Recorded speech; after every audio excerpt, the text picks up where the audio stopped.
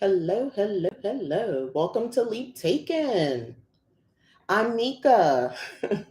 Welcome to Leap Taken. Here at Leap Taken, I talk all things witchy, craft related, law of attraction, manifesting, esoteric, and everything else in between. Thank you for coming in. Let me see, is there anybody here yet? Not yet, but I'm going to keep talking until somebody is. Welcome to Friday Witchy Insights. So, formerly Witchy Review, I will still be doing reviews, but that'll be more like a once a month thing, and we'll do insights like this. On Fridays where we're having more of a conversation. I feel like this is makes a lot more sense based on my life and who I've become and how fast I can review items and really give an honest review about like books, especially books and stuff like that. That's one of the biggest things. So, but we're going to be talking about one of my I'm going to say one of my witchy roles that I like to fulfill. The witch is a time weaver. Time weaver. I'm actually, yeah. I don't. When I go into it more, you'll know what I'm talking about. But we're not talking science fiction. I'm not talking science fiction. It's about the way magic lets us touch timelines and realities, past, present, and future, and sort of weave them together with our spells. So we're getting real woo woo, but not really. Once I'm done, you'll see what I'm talking about. I have my notes because y'all know I go tangents. So let's talk about what time weaving means. Um, Spells aren't just about the now, right? We could agree on that. They ripple backward and forward. Let's talk about examples. So, like ancestor work heals the past and clears blocks for the future. That's how I like to approach it. When I petition my ancestors, specifically when it comes to, because of my very unique history in African American history, when you're talking anything to do with money spells, and especially for a lot of us who are manifesting, for lack of better words, the soft life experience, I don't know. I've expressed to y'all my thoughts on that terminology, and I feel like it's laced in some other stuff, but stay with me. On the surface of, we're just going to speak on the surface of like the soft life and things like that. Or to just live a life of ease for the women, Black women specifically, witches who are calling in, things with their business and things like that. Like this is like this type of work, and you're petitioning your ancestors. That is a healing situation for the. You're doing it for those who couldn't even dream, who could never, who the dream would have been like they didn't even dare to dream, and for those who did, a what if, who asked the big what if question, what if things were different for me, what if it could be different. Like this is having a ripple effect through times of just you petitioning your ancestors. So for my folk practitioners, my hoodoo workers who bring in, your ancestors to do the work, whether it's to get help with the boss who is racist and horrible, but you need that job, and you want to fix them, so to speak. You know what I'm saying? Like you are doing, like that is reverberating through time. I just want to say that. Another thing, and I kind of talked about like manifestation spells in general to plant seeds in the future, but you're calling in that energy to the present. I'm going to repeat that. Manifestation spells where you plant the seeds in the future, but you're calling the energy into the present. I work in that space often, um, a lot. I'm constantly thinking about the future self and using, like being in that space now. And the first thing I do is to connect to the mindset of future, the manifesting the future of what I want and how I want to feel and be in a situation. But I put myself into it right now. One of the ways I like to do that is using my what I call my portal book. If you subscribe or join Leap Taken membership, which is like $5 a month. I'm not trying to kill anybody, but not only is it supporting the channel, but you get that type of custom content exclusive content where I walk through the book and I did an activation, and I'll be bringing in more of how I actually work with the book. So if you're curious about that, join that. That is very deeply personal work, and I'm choosing to share that with my members only. But anyway, yeah. So that's what I'm talking about. So here's a reflection moment. So every spell is a stitch in your timeline. The thread is intention, and the fabric is reality. Ah, okay. So now I want to talk about ways witches already weave time. I gave a little bit, but divination is the first one. Divination, think about that, peeking into possible futures. I'm a professional reader. That's one of the services I offer over at leaptaking.com. You can check me out over there. Uh, and what I want to say is a lot of times, honestly, a lot of the times when I'm doing card readers, it has more to do with the inner workings of situations, even for myself, of what's sort of happening in the now or what has occurred, and some information about the future. But it's more about what is the path that would help me get to this thing I'm trying to manifest, or how can I figure this situation out, or what's the energy around this so you can make a decision to move forward. And that's usually how I notice most of the readings go with me. And again, even for myself, because this is kind of how I think. I'll listen to the person. I'll be honest with you, sometimes people are asking about the future, but by the time we've works, I do a certain type of reading at first, and it gets a lot more information out. Now I'd like to revisit what you're asking, because now we have more information. So based on that, are you sure you want to ask about what's happening in the future about this thing? But even if they are, we delve into that on possible future outcomes. So that's the number one way, I think, if you're doing oracle cards or any sort of divination practice, you're already, in that time weave that I'm talking about. The other thing is shadow work. And I kind of alluded to this, healing wounds from the past. And I want you to think about this.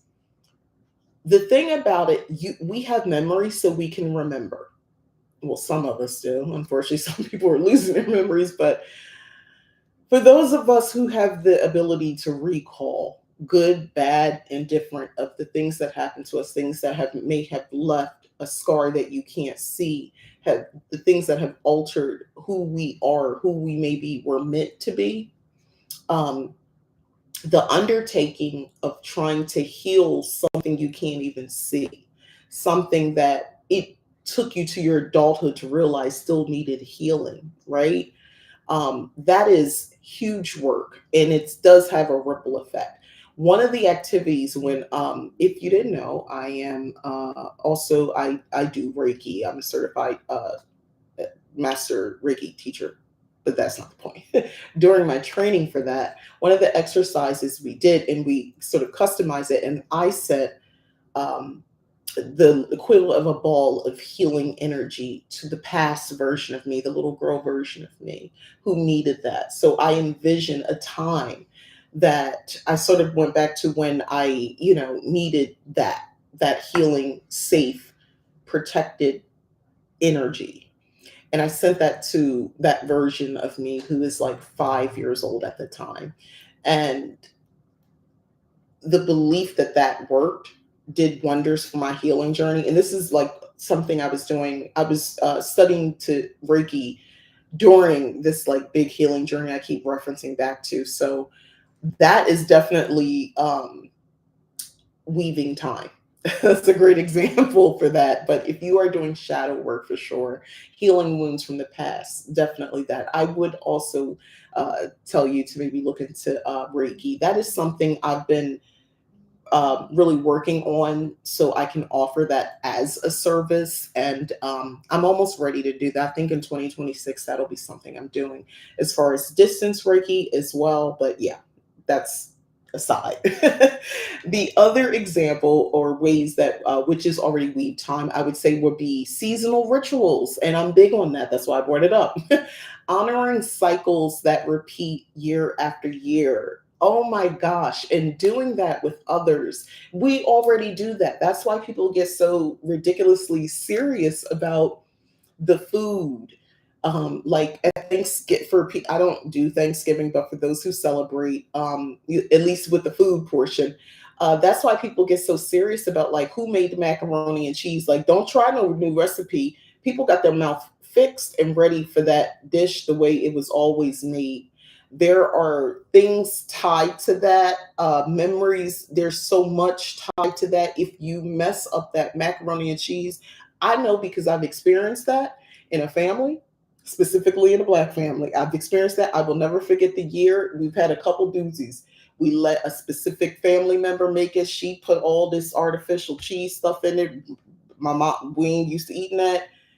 It did not go well. We had one year, we let somebody make the turkey. They insisted they wanted to make it. They didn't get, they were supposed to bring the turkey. I tell you, it was like nine something at night. We did not have a turkey on that Thanksgiving.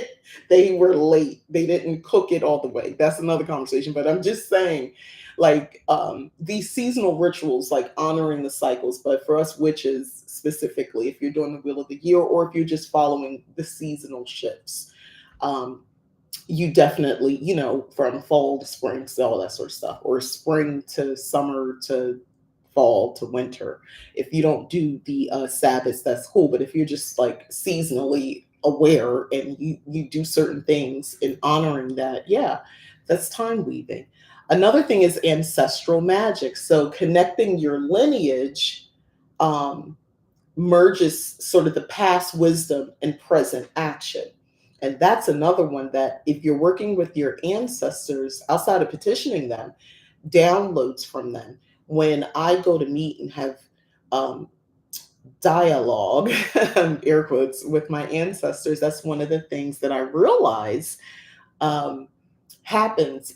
Sometimes for some of us, it comes to us in a dream. We get dreams, and they'll give us a message. They'll tell you something, or they'll tell a relative to tell you something, um, and it affects the present action, but it's because of the past.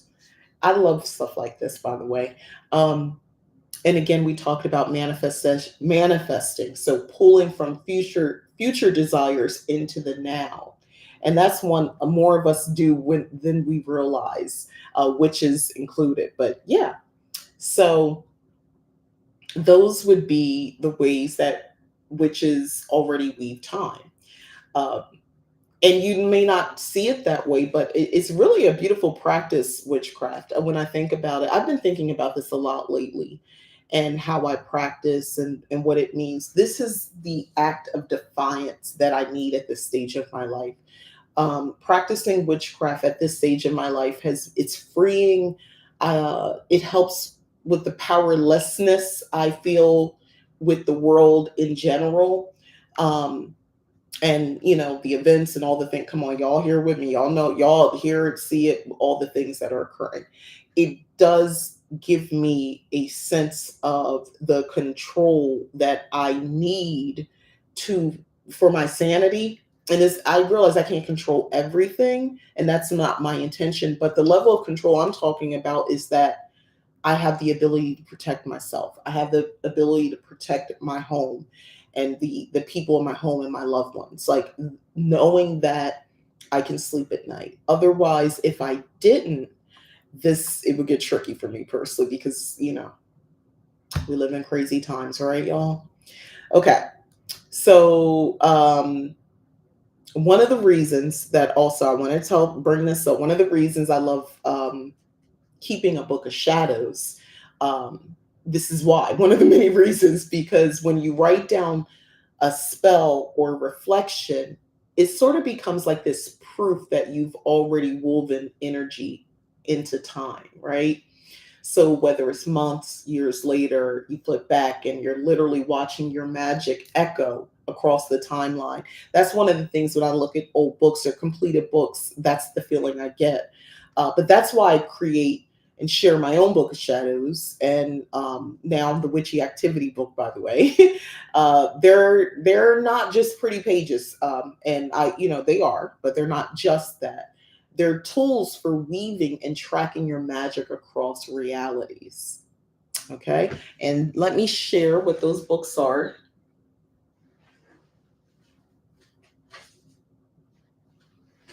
I keep them here. So we have the Witchy Activity Book. This is a thicker one. She's thicker. This is a book to learn about witchcraft while doing. So you're filling in things, you're cutting out, it's paper crafting, there's some coloring, there's a word search, there's a scavenger hunt, there's all kinds of activities. There's even a certificate of completion at the end. So this would be the Witchy Activity Book. And then I sell and have created and sell this also, the Hoodoo Grimoire. This is one of my more popular books, especially on TikTok. This goes crazy. I my reordering situation for that one is more. I knew, but I didn't know. Followed by the Book of Shadows for the Hearth Witch. This is for my Hearth Witches, domestic, if you want to call yourself that witch, if you want to call yourself a house witch, a cottage witch in my case. This is us. Green Witch is coming. I'm literally in the process of writing it.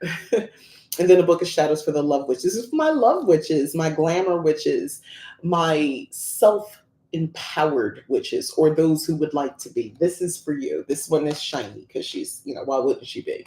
But yeah, I like to record all those things. These are my copies that I personally work with. So I have my notes and spells and things like that in here as well. So, I actually use these for myself, uh, including my Hoodoo Grimoire. I have my spells and notes and things in here. And this is my Witchy Activity Book, which I personally find interesting and fun, and I hope you do too. So anyway, but seriously, just little plug for myself. I wanted to share you guys, these with you guys again. And I do have a question, a prompt. If you can catch this on the back end and answer it for me if you'd like, and share. So, what's one way you already weave past, present, and future in your own practice? It could most likely probably the things that I just talked about, because those are the obvious ones, right? So, I do just want to say you don't need a complex ritual. Time weaving can also be writing a letter to your future self as spell work. I love that idea personally. I mean, writing a letter to my future self. And, you can get into this in a way where it's almost like a reflective thing, like the desires of the future you're experiencing now, and you're writing yourself the letter of like how excited you are, the state of gratitude that you're in for all these things, how we did it, it happened. You know what I mean? You can write that letter to yourself. As a spell work, you can seal it. This is where I would get into like wax seals, and if you have certain I would put like the evil eye. I have one of those, like a wax seal, and it has the evil eye on it, for additional protection. Nobody should be looking at that but you. A certain color ink. You can make your own paper. Like, you can build layers and layers, spells and spells and spells. Like, you can make paper to write this letter on, that from certain herbs that have to do with love and prosperity or protection, or all of the above. You can scented with certain perfumes or things like that, or use certain oils. You can do tea staining and make sure the tea that you're using, the herb that you're using for the tea, resonates with the intention. Do you see what I'm talking about? Like, there's so many opportunities here. I'm just talking about writing a letter to yourself. Another time weaving can also be lighting a candle to honor a past version of you. I thought this was really interesting to share as well. So, a lot of us mothers, if your me and your children have got, hi, greetings, Empress Goth, the Empress Goth. um, Writing or lighting a candle to honor maybe the part of motherhood that you're no longer experiencing. For some of us, if you're becoming an empty nester, if your kids have gone off to college right now, right? Or they're, yeah, well, it's September 12th. If they were going to college there. So if you're at that stage of your life where, they're reaching their adulthood, so to speak. Or even if your kid is going to school for the first time, they're going to daycare, they're going to preschool or, kindergarten, or they're going to high school. And it just, if you wanted to just honor the sacredness of that stage of motherhood that you're clearly moving away from, because if you are, if your kid's going off to college, that part of mothering, I mean, though you'll still be their mother, but the way you've been mothering is no longer going to happen. They're not in your sight anymore. Everything changes. But that was just an example. You can honor, for some of us to make it a little bit more um, shadow work side. If you wanted to honor the version of yourself, like if you were married, you're no longer married, and the wife, the partner that you were, you just want to honor that because you felt like you weren't honored by your partner at the time, and that's why you're not together. The person who worked at this job, and held it down, and they laid you off after all the work, all the sacrifice, and you want to honor that past version of you. You can do that. Um, Another time weaving can be is keeping a ritual journal where you note shifts in cycles, like time loop awareness. You know how we talk about things like we all collectively feel like people joke, they say in 2020 they think we all die and we're living in this reality that is hell or something like that. Things like that. I don't necessarily agree with that, but y'all see what I'm saying. Or remember they started up that CERN machine thing, and people felt like the days were moving faster since then. I'm one of those people, by the way. I do feel like that.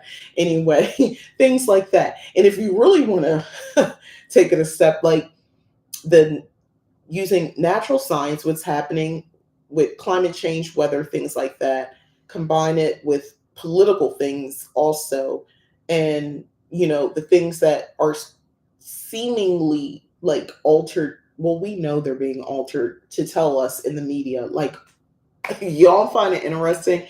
We're talking about all this other stuff. The government is saying aliens are real. They said they tried to shoot a UFO down. This is not like a blog thing or something I read in a corner. Like, I saw this from the news. They tried to shoot down a UFO using whatever the best thing is. I forgot the name of it. The best thing we have to shoot things down. And it avoided it. The UFO avoided it. It moved in a way that is not the way we're accustomed to things moving, aircraft moving. And then there was another convert, and they showed it. By the way, I don't know if anybody knows what I'm talking about. But awareness of all these events, and you kind of, you might come across as a crazy conspiracy theorist. Somebody was ever looking at this book and see all these pages of notes, but um, you may be, you know what? We need a couple crazy. I need my conspiracy theorists to take notes. How about that? If you are somebody and you're seeing certain patterns or events, or you think there's a pattern, write it down, because most likely there is something there. At this point, I'm not counting anything out. Like, I think it's worth writing it down. So, anyway, this is in a way spells and spells and spells, sort of stacking energy across time, not just space. You see what I'm saying? We're this energy is going over time, and I think a more selfless approach to this is, especially like with ancestral work, sending energy, healing energy to the past, to hopefully it reflects in the present and then carries on into the future. You can't rewrite history, but I don't know. I feel like our ancestors would be appreciative of us. If you are somebody who's an indigenous to this land person, I could see you definitely wanting to do that. If you are, again, a person of African descent, Black American, in this country, obviously would want to do that. Honestly, if you're a person in this country, America, and you are of European descent, you could send energy to the past of, of just, in a way, it's healing energy as well, to heal the hate, to heal the heart, to or clarity. Send that type of energy, and hopefully it has some reverberation into our present and into the future. Just an aside, this is another way to approach what is happening today, um, by, manipulating time. So, just to sort of wrap up, being a witch means being sort of outside linear time. I totally agree with this statement, by the way. Every spell is a chance to heal what was, empower what is, and influence what's to come. All right. So I'd love to hear in the comments if you guys want to share. Do you think of your spells as leaving time, or do you do now based on this video, or has this shifted how you see your practice? Has this, what I've talked about, does it kind of shift things a little bit for you?